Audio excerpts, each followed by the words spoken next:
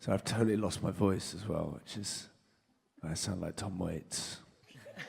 It's kind of sexy. Thanks. I'm just gonna do this the whole time. Let's start with you, Arthur. Tell us a little bit about Rip Hunter and under what circumstances we meet him. I get so paranoid with what I'm allowed and not allowed to say. So Phil's here. Don't look to me for guidance. No, I know.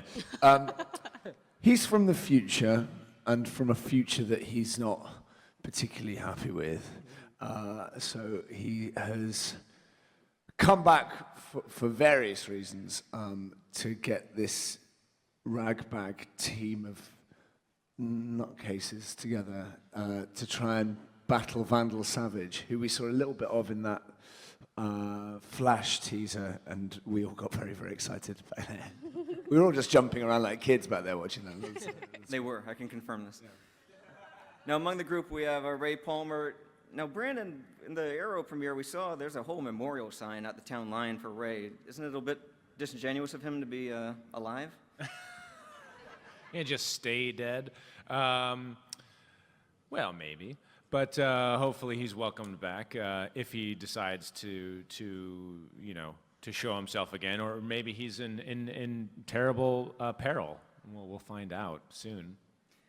How is Ray these days? Has he ironed out the kinks with the whole system and the suit? Is he still backfiring and springing out? Or? Well, when we find him in Legends of Tomorrow, a lot of stuff has been worked out. Prior to his arrival, or his resizing, if you will, I guess, that may be, there's still some stuff that needs to be worked out and figured out, but when we get into Legends of Tomorrow, yeah, most of everything's figured out. He's got a little more confidence. Indeed. Sierra, where did we pick up with Kendra? Where is she at in her evolution as a superhero? She has no idea what's going on. We see her on The Flash first, and she just moved to Central City, and she just is trying to figure out who she is as a human, and then she finds out that she's a little bit more than that. And we meet Hawkman, and I think he's kind of helping her out with that, with remembering who she is and the powers that she has. So things are good between the two of them so far? Well, I wouldn't say that. It's a little jarring when you meet someone for the first time and they say that you're their reincarnated lover from 4,000 years ago. So it's true. So it's a complicated relationship. That pops up on OkCupid every now and then. Phil, obviously we have a much larger team than we have on the panel here. Give me 3 words each to describe. Let's start with Captain Cold. Cold, calculating, confident. Do they have to all be alliterative? Yeah. Okay. You get bonus points for that. Heat Wave. Psychopathological, pyromaniacal, and fiercely loyal. You're totally cheating. Dr. Martin Stein. Arrogant, intelligent, and curious about the universe. And we have a newcomer, Jax Jackson, played by Franz Drama. We do. Wow, you got excited there. He is skeptical, angry, and not that excited about being part of this team. And, of course, White Canary, a.k.a. Sarah Lance. She's freshly dead. She's got to be in a bad mood. Again. She, I would say, is haunted, lethal, and searching for some sort of connection. I want to ask each of the actors on the panel, who does your character get along with best, and who do they butt heads with the most? Start with Arville and Rip Hunter. I don't know who he gets on with. Maybe no one, but maybe everyone. That's my answer. And who's the biggest thorn in his side?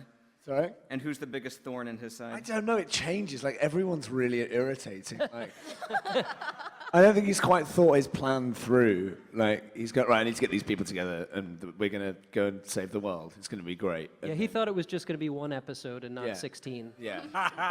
And then when it turns out to be more, he's like, oh, God, I've got to spend time with these people.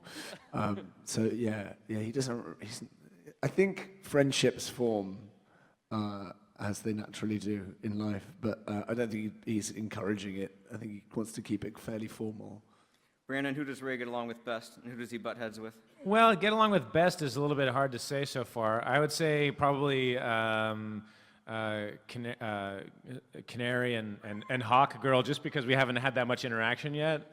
And they're not as crazy as everyone else. So you think. Well, yet. Give it time. We're all learning about each other. And I would say Leonard Snart and Professor Stein a little bit are the Oh, really? kind of more. Yeah, I mean, there's a bit of a rivalry kind of aspect going on between the two of the science guys. And Sierra? Fun rivalry. I think my answer for both is Hawkman. Like I said, complicated. So I think he annoys the crap out of me, but he also is. We have a connection that we can't really explain. So.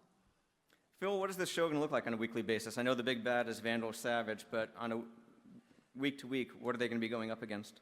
Well, you know, it's not a traditionally episodic show. You know, it's highly serialized, and it's sort of so far has broken down into chapters where we'll go back to a specific time and place. So far, it's all been sort of 20th century history as the backdrop. But the way we've imagined Vandal Savage is he's an immortal, shadowy figure who's been sort of slyly winding his way through history and never attracting the sort of direct attention of the world of mortals, but at the same time sort of affecting events in the way that, you know, he, you know, sort of, we always liken him to the devil in the Sympathy for the Devil song, where he's been at all of those sort of, you know, moments when history was sort of hanging in the balance. And so, you know, week to week, we're trying to intercept him throughout the ages, you know, for the purpose of saving the world. But, you know, half the time we're trying to correct the things that we've screwed up along the way. So as the characters jump around in time, are they going to have to adopt the clothes of the period? Like, are we going to see White Canary and go-go boots? I'm asking for a friend. That's, 100% you will see her in go-go boots. That was like, when I signed on to this, I was like, there's going to be go-go boots?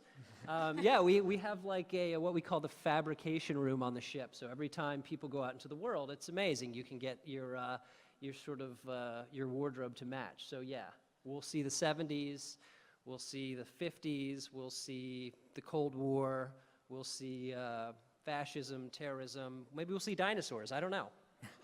Well, I was going to say, at San Diego Comic-Con, one of the producers described the show as bonkers. Yeah, I think that was conservative. I think it's just fully insane. All right, there you go. Fully Insane, mid-season on the CW. We're going to take some audience questions now. We have microphones on both sides of the room. See if we can get in 2 or 3 from each side. Oh, wow. These lights are blinding. I didn't realize trust that me, it yeah. went back so far. You see the thing? Hello. I do. Thank you all for coming, for one. Thank you so Amazing much. crowd. Totally overwhelming. We're Hi. going to start over here on my right with this woman. Hi, my name's Karishma, and Brandon, with no offense to the memory of Christopher Reeves and Henry Cavill, who's doing an excellent job right now, you were by far my favorite Superman. Thank you. Because you truly embodied the geek side of Clark Kent, and we really appreciate that as comic geeks here. So, just as a thought, if you are able to, I would love to get a picture with you. This is my first con. If not, my question to you is, how different is it going from a DC superhero like Superman to Adam, who is not as figured out, not as together as Superman was from day one? Well, yes, you and only you when we're done. And I'll step over here and we'll take a picture. Congratulations on your first con. There are similarities and differences. I think one of the similarities between the two is actually they're just trying to figure things out. I mean, Superman was always trying to figure out how to be human through Clark. So that was the exciting thing. That was what I lived through in him, his excitement about being able to be human, and that's present in Ray Palmer as well. As he's just geeking out about life. He loves life and science and making people's lives better. So he just now has been able to make that manifest into physically being able to help save people's lives in a different way. And Superman obviously does that all the time. Did I answer the question? Yeah. Thank you so much. Yes. Switching to this side, we have a question from, it looks like Two-Face. Yep. So hi, I'm Jonah. Just first, I just want to say I met you guys in San Diego. You all really cool. So what I was wondering was, this show is a totally original show with a somewhat original storyline, with characters facing some challenges that really haven't been seen. I was wondering really, how was it to play that and to write that? Wow, that's a great question. Yeah, I have to say it's very exciting to write that. The fact that we've selected characters that their backstories and personalities haven't been as fully fleshed out as some of the Sacred Cow characters in the DC universe. It means that we have a huge amount of latitude in sort of reimagining them in the same way that I feel like that Arrow and Flash were able to sort of dig under the humanity of their characters, and the fact that we're taking this crazy collection of people that have never breathed the same air, forget about having been forced to be on a time-traveling spaceship together, it gives it like a really just, it feels very fresh, and it, the sort of character tensions in the best possible way. It's it's pure chaos. I don't know. How do you guys enjoy playing your characters? I'm so excited for the possibilities. I mean, for a character who's lived hundreds of lifetimes, now that we're time traveling, I'm hoping that we meet some other versions of Hawkgirl. I think that's such a cool possibility. It's just a unique opportunity to have done both, to have followed in the footsteps of a great performance, and then to also be able to put my own polish on something new and create kind of from the ground up a character as well. Very cool. Yeah, there's kind of a responsibility to pay homage to what's been before, I suppose, and to we've been reading the comics, and but then you want to grab that and take it somewhere new that is exciting for everyone to witness. Yeah. And for us as writers, just knowing that we had this cast in place and such indelible personalities, it made it so much easier to write in particular the pilot. When you normally write a pilot and you have a sort of vague image in your mind of who each of these people are going to be, but like I knew you guys. We had actually been at Comic-Con together before a word of the pilot was written, and so like just knowing you as human beings, it just made the sort of the writing so much more rich that you could imagine who the actual actors were going to be. That was a thrill. Great question. Thanks. Back to this side. Hi. First of all, Arthur, obviously you were fantastic in Doctor Who. Yeah, hello. Hi. And Brandon, you had such a wonderful little cameo sort of performance in Scott Pilgrim vs. the World. It was absolutely hysterical. Thank you. I just want to ask, I'm an actor, and I was just curious, why did you guys choose to become actors? What made you want to do acting? Oh wow. Just always done it. Like grown up with it, with loving stories, and my mum's a puppeteer, so I kind of grew up in a weird house full of puppets and everyone telling stories. So like, kind of had a bit of a weird backwards upbringing, and then this was all I can do. So, but yeah, I knew right from an early age, I had no revelation. I was just like grew up going, yeah, I'm going to be an actor.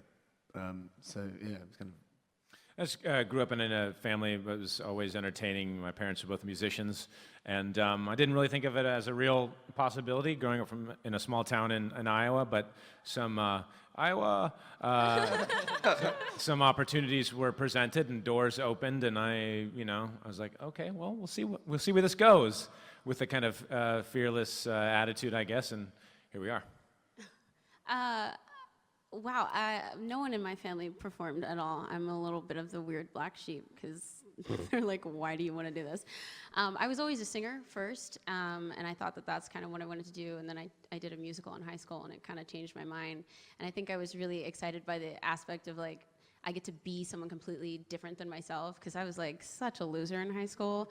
I was like, I get to be cool people on stage, yeah. But now I think I do it because I get to tell really amazing stories, and we get to meet like amazing people who experience these stories with us and hear how it affects you guys. And that's kind of why I do it now. I like telling stories and hopefully changing someone's life for the better. All right, Thank you so much. We have 2 more minutes. Let's see if we can get in 2 more questions. Over here.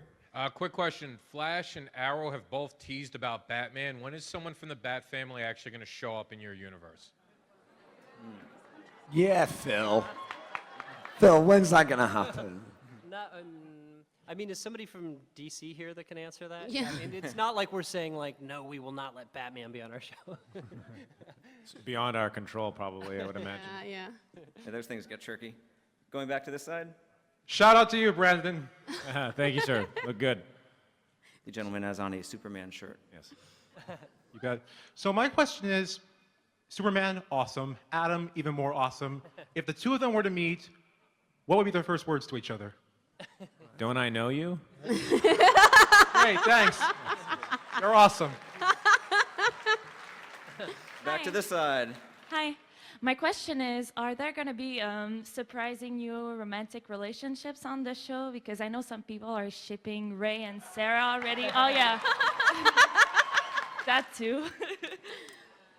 Well, you know, when people are on a vessel of any sort, like a ship, you know, when you're at sea, Submarine.